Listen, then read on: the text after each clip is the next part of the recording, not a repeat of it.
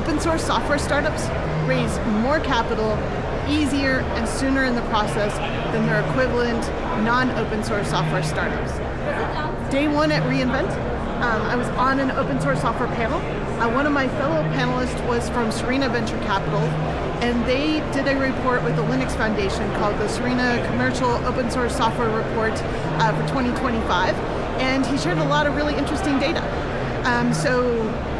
They did a study of over 800 commercial open source software companies, and open source software companies constitute almost 5% of venture capital investments, like 4.5%, and it's about $9 billion a year.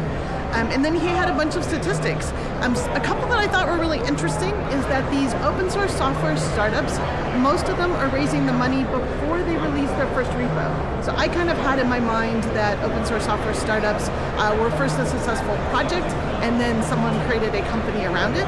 But I guess in most cases, people have the idea, pitch it, and then create the software and open source it. So that was really interesting.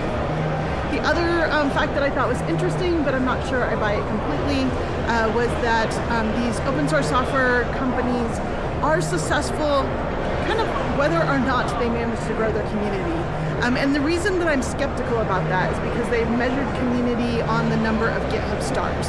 And I think that might be a good indicator in the beginning, but I don't think it's a good long-term indicator of community. I think you need to be looking at like pull requests and code contributions and time to response and a lot of other things.